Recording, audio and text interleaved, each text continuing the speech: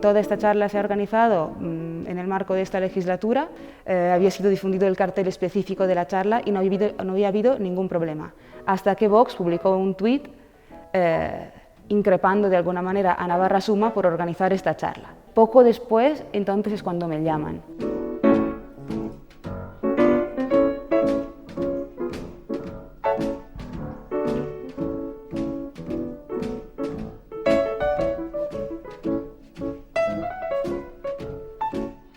Recibí una llamada de la técnica de igualdad para decirme que desde la dirección del área se le había dicho que en un nivel político habían decidido que la charla no era adecuada y que por lo tanto no se iba a realizar. En ese sentido también es censura.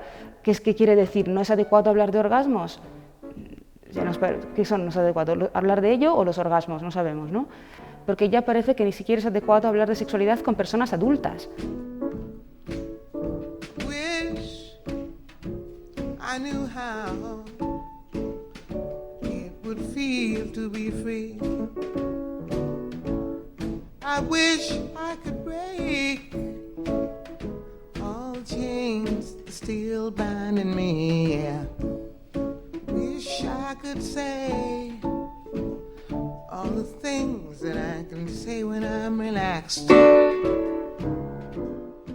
Brecha orgásmica hace referencia a que a la hora de tener relaciones sexuales, las mujeres heterosexuales tienen menos orgasmos que los varones y nuevamente por razones de nivel estructural y no individual, social y no biológico. No solamente que hay una brecha orgásmica, es decir, que los hombres heterosexuales tienen una probabilidad de tener orgasmos cuando tienen relaciones mucho mayor que las mujeres heterosexuales, sino que esta brecha prácticamente desaparece en el caso de mujeres lesbianas y hombres homosexuales. Eso que nos dice que lo que hay detrás no es algo biológico, esa idea de que somos más complicadas, de que nos cuesta más, no se sustenta, porque si no también se mantendría entre lesbianas y no es así. Y no solo eso, si comparamos mujeres heterosexuales y mujeres lesbianas, vemos que ser lesbiana, o mejor dicho, tener relaciones con una mujer, incrementa tu probabilidad de tener orgasmos en esa relación, mientras que en el caso de los hombres, ser homosexual lo reduce ligeramente con respecto a las relaciones heterosexuales. Esto también, ¿por qué es interesante?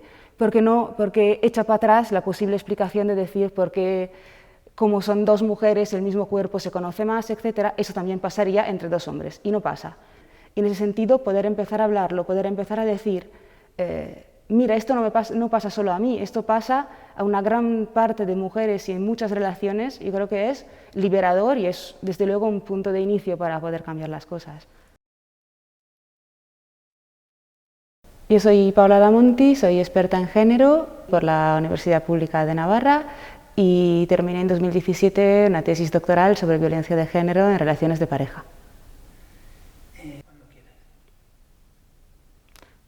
No sé, mi sueño creo que es un mundo en el que no hubiera desigualdades de género en la esfera sexual, lo cual quiere decir que a la hora de tener una relación sexual con un desconocido, por ejemplo, las mujeres no solo no contemplasen la posibilidad de ser agredidas, sino que tampoco contemplasen la posibilidad, porque ninguna de ellas la habría experimentado, ni ninguna amiga suya, en la que el esquema de la relación fuera un esquema en el que hay sexo mientras el chico quiere, cuando el chico ha terminado porque ha tenido un orgasmo, el sexo se termina.